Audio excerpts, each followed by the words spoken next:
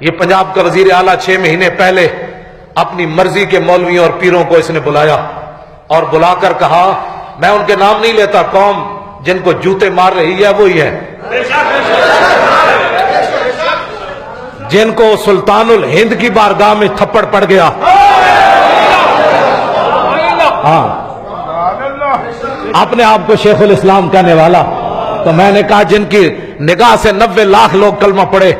جب تو ان کے دربار میں حاضری کے لیے جا رہا تھا تو بتا تیرے سر پر تھپڑ کس نے مروایا؟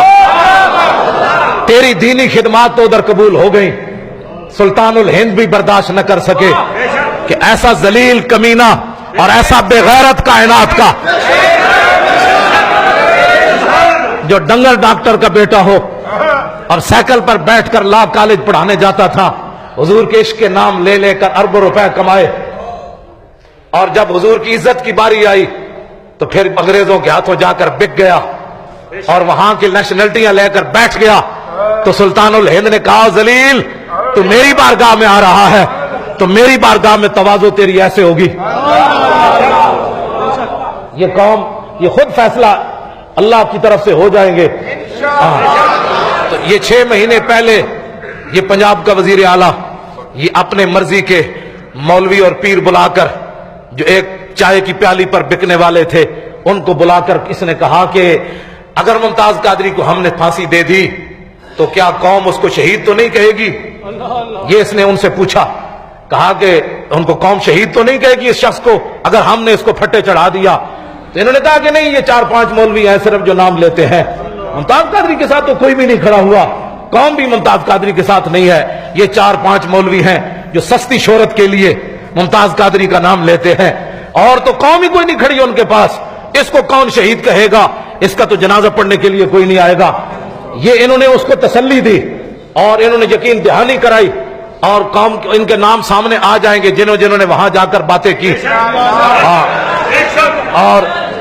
انہوں نے کہا کچھ بھی نہیں ہوگا، یہ 4-5 مولوی ہیں، ڈاکٹر اشرف آصف جلالی ہے، مولوی خادم حسین رضوی ہے اور پیر افضل قادری ہے، یہ 4-5-10 بندے ہیں جو پاکستان میں نام لیتے ہیں، یہ صرف سستی شہرت حاصل کرنا چاہتے ہیں، کوئی ان کا ممتاز قادری کو شہید کون کہے گا؟ لیکن جیسے وہ بغیرت تھے، جیسے پوچھنے والا بغیرت تھا، ان کو پتہ نہیں تھا کہ یہ کچھ ہو جانا ہے، یہ کچھ ہو جانا ہے۔ پھر اب ان سے پوچھو کہ مسجد نبوی شریف میں چلو یہ ہم 4 مولوی تو صرف پاکستان میں باتیں کرتے تھے نا، یہ پاکستان میں ہم تقریریں کرتے تھے، مدینہ منورہ میں تو میں نہیں گیا، ہم تو وہاں نہیں کھڑے تھے، نہ ہم نے کسی کو وہاں سبق پڑھایا ہوا تھا۔ اب ان سے پوچھو کہ مدینہ منورہ میں جہاں سانس لینا بھی بے ادبی ہے، وہاں ممتاز قادری زندہ باد کے نعرے کس نے لگوائے؟ اب تم سارے یہود و نصارہ کے ایجنٹ، سارے دین کے دشمن سر جوڑ کے بیٹھو، یہ 4 مولوی تو نام لینے والے نہیں تھے، یہ کروڑوں دنیا ممتاز قادری کے جنازے میں کیوں آئی؟ ان کو کس نے بلایا؟ یہ 4-5 تو نہیں تھے، جس طرح تمہیں تسلی دی جاتی رہی کہ یہ 4-5 مولوی ہیں، یہ شور مچاتے ہیں، یہ تو کوئی نام اس کا لینے والا نہیں ہوگا، تم اس کو پھٹے لگا دو۔ تو اب بتاؤ ممتاز قادری کا اجمیر شریف کے اندر طاہر القادری کو تھپڑ کس نے مروایا؟ جو ممتاز قادری کو قاتل کہتا تھا، جو ممتاز قادری کو قاتل کہتا تھا، اس والی ہندوستان پہ دربار پر طاہر القادری کی پگڑی کس نے اتروائی؟ ہم تو نہیں گئے وہاں، ہم نے تو تقریر بھی وہاں نہیں کی، تو یہ سارا کچھ کس لیے ہوا کہ محمد سے وفا تو نے